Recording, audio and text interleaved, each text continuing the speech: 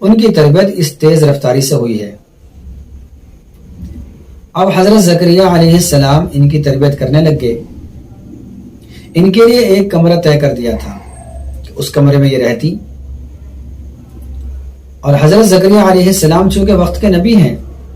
امت کو دین کا پیغام بھی پہنچانا ہے، اس لیے وہ اپنے فرض منصبی کو پورا کرنے کے لیے باہر جاتے تو اس کمرے کا تالا لگا کر جاتے جس کمرے میں حضرت مریم علیہ السلام عبادت کے لیے وقف کر دی گئی تھی۔ ایک مرتبہ ایسا ہوا کہ حضرت مریم علیہ السلام اندر کمرے میں ہیں اور حضرت زکریا علیہ السلام باہر سے تشریف لائے، اور آپ کا معمول یہ تھا کہ جب باہر سے تشریف لاتے تالا کھولتے اور اس کے بعد میں ان کے لیے کھانے پینے کا نظم کرتے۔ لیکن ایک مرتبہ کیا ہوا کہ آ کر دیکھتے ہیں، جب تالا کھولا کمرے کا، آ کر دیکھتے ہیں کہ بے موسم کے پھل حضرت مریم علیہ السلام کے پاس ہیں اور آپ ان کو استعمال کر رہی ہیں۔ تو حضرت زکریا علیہ السلام نے تعجب سے پوچھا، یا مریم انا لکی ھذا، کہ اے مریم، تالا بند ہے، دروازے پر تالا لگا ہوا ہے، میرے علاوہ کسی کے پاس چابی نہیں ہے، یہ پھل کیسے آ گئے تیرے پاس؟ تو دیکھیے حضرت مریم علیہ السلام کا جواب، انہوں نے جواب دیا، ہوا من عند اللہ، یہ تو اللہ کی طرف سے ہے، اللہ تعالیٰ نے اپنی قدرت سے یہ نظم کر دیا، میرے پاس یہ پھل آ گئے۔ تو بہرحال حضرت مریم علیہ السلام کی تربیت ہوتی رہی اور یہ پلتی رہی اور ان کا جسم بڑھتا رہا، یہ کم عمری ہی میں حد بلوغ تک پہنچ گئی، یعنی بہت کم عمر میں یہ بالغ ہو گئی۔ اب دیکھیے فرشتہ ان کے پاس آتا ہے، تو چونکہ انہوں نے اپنے آپ کو الگ تھلگ کر لیا تھا عبادت کے لیے، تو سورہ مریم کی آیت ہے، آیت نمبر سورہ مریم ہے اور آیت نمبر ہے 16-17، اس میں ہے وَذْكُرْ فِي الْكِتَابِ مَرْيَمَ إِذِ انْتَبَذَتْ مِنْ أَهْلِهَا مَكَانًا شَرْقِيًّا، اور اس کتاب میں مریم کے اس واقعے کا بھی تذکرہ کریں جب وہ اپنے گھر والوں سے الگ ہو کر ایک مشرقی جانب کے مکان میں تشریف لے گئی اور یکسوئی سے عبادت کے لیے اپنے اور لوگوں کے درمیان پردہ حائل کر لیا۔ اس موقع پر ہم نے مریم کے پاس ایک فرشتہ بھیجا، فَأَرْسَلْنَا إِلَيْهَا رُوحَنَا فَتَمَثَّلَ لَهَا بَشَرًا سَوِيًّا،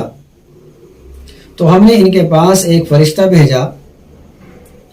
اور وہ فرشتہ حضرت جبریل علیہ السلام تھے، جو ان کے سامنے ایک مکمل انسان کی شکل و صورت میں ظاہر ہوئے۔ اور جب فرشتہ انسان کی شکل میں آتا ہے تو انتہائی خوبصورت، انتہائی حسین و جمیل شکل اختیار کر کے آتا ہے۔ اس موقع پر حضرت مریم علیہ السلام کا امتحان بھی تھا کہ حضرت مریم علیہ السلام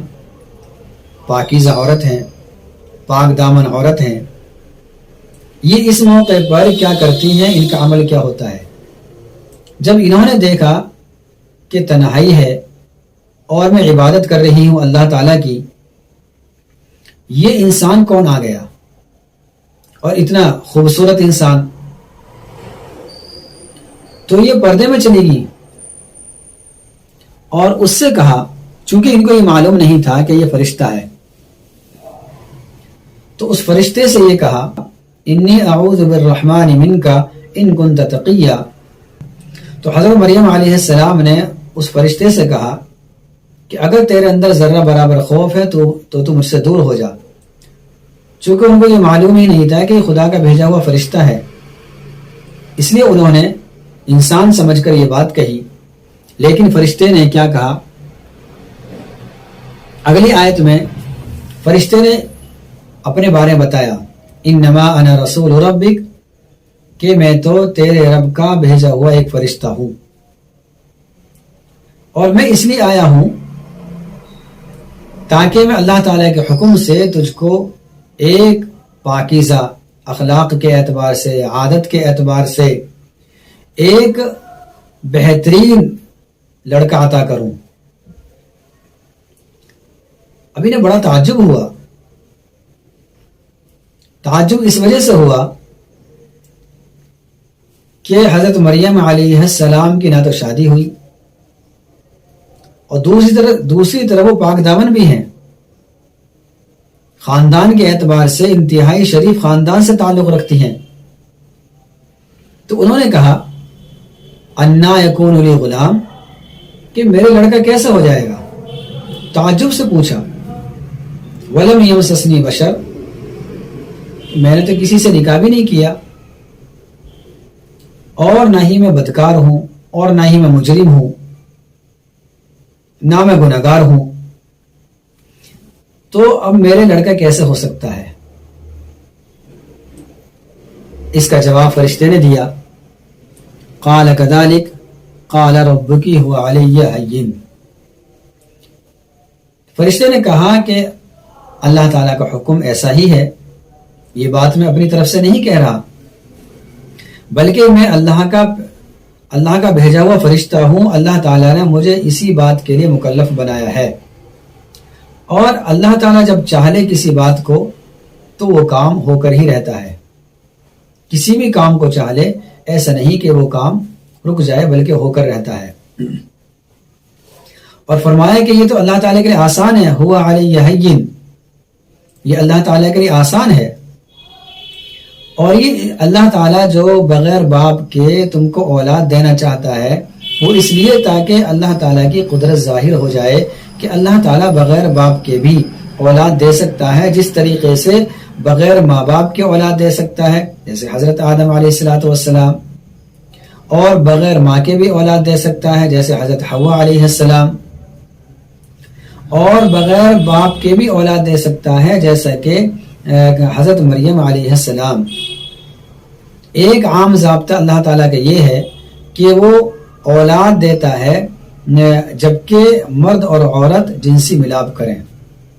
لیکن اس میں بھی کوئی ضروری نہیں کہ جنسی ملاپ ہو اور وہاں اولاد ضرور حاصل ہو جائے، اس لیے کہ بہت سارے جوڑے شادی شدہ ہیں یا ناجائز طریقے سے وہ آپس میں ملتے ہیں لیکن ان کو اولاد نہیں ہوتی۔ اولاد کے خواہش مند حضرات بھی بہت سے ایسے ہیں جو اولاد سے محروم رہتے ہیں، اس لیے کہ یہ خزانہ تو اللہ کے پاس ہے۔ تو اللہ تعالیٰ کا عام ضابطہ تو یہی ہے کہ مرد اور عورت کا جنسی ملاپ ہو، اس کے بعد اولاد ہو، لیکن اللہ تعالیٰ کی قدرت یہ بھی ہے کہ اللہ تعالیٰ بغیر ماں باپ کے اولاد دے سکتا ہے اور دینے پر قادر ہے اور دی ہے۔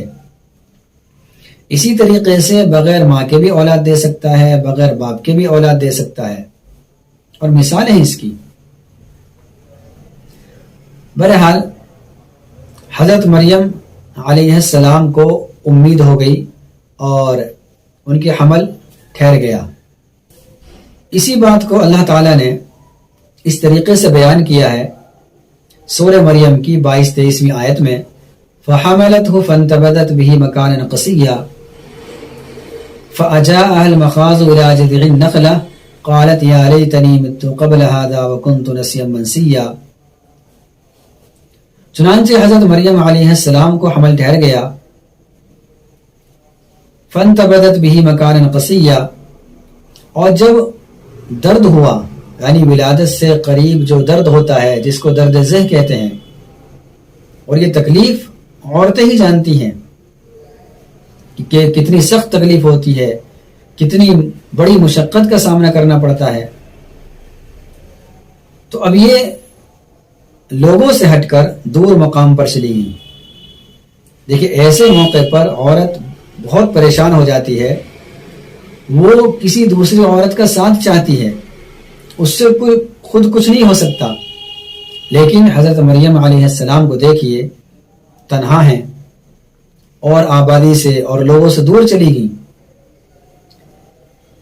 بہرحال درد ذہ ہوا، اور یہ